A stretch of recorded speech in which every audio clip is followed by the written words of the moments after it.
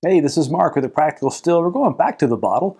Not whiskey, but back to some rum. This is the FourSquare Sagacity single blended rum. And as a quick recap, single blended in the rum world means part of the rum was distilled in a copper pot still and part of it distilled in a column still. So that's what that blended part, they're blending the two different styles, the pot still and the column still. This one's 12 years old and it was aged in ex-bourbon and ex-madeira barrels. So similar to Scotch, rum producers don't use new barrels to age, they use used barrels. This is not a finish though.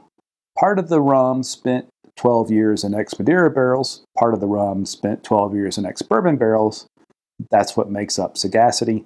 We got to do a little tasting with Richard Seal, whose family has owned this company for a long, long time and been involved in rum production for generations, a long, long time. Super entertaining, learned a lot. I thought maybe I wanted to get into rum as something a little different. I'm kind of glad that it didn't stick.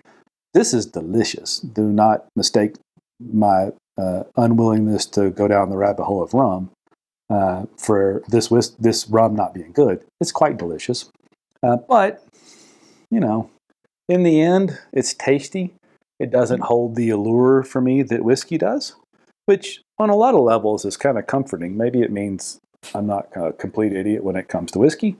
But this is good. If you want to get into well-aged rum, I think FourSquare is a great one to start with. There's a bunch of different versions. And oddly, it's different. And Richard mentioned this in that tasting.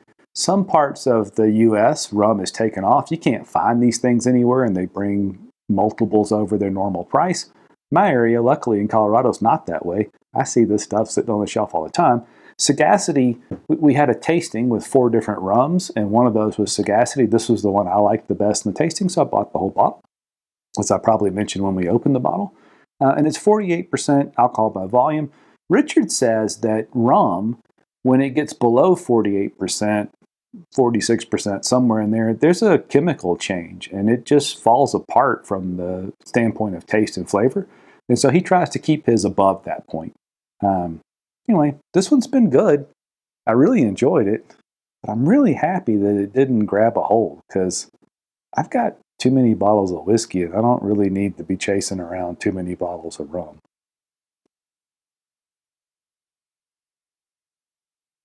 Of course, I say that and it tastes a little bit. And it's so sweet because rum's distilled from sugar. So usually molasses or or a cane syrup. It's really good. And this is like when I opened it, I thought, ooh, this is going to be the thing. After a while, it's really tasty, but it's not something that personally I feel like I want to have a pile of over there in the shelf. And again, I'm grateful for that. So what do you think? Are you a whiskey drinker that's branching out into rum? You were into rum first. There's really not a lot of regulation around rum. There's one definition in the TTP, the governmental agency that controls that. There's rum. And so you get a lot of variety across rum production. A lot of them are full of added sugars, which is not very much fun. But it's definitely different. Are you into rum? Let me know what you think. But I'll probably finish this one. Maybe once in a while I'll buy another bottle of rum, but it just wasn't something that, luckily, I will not be running down that particular rabbit hole. Cheers.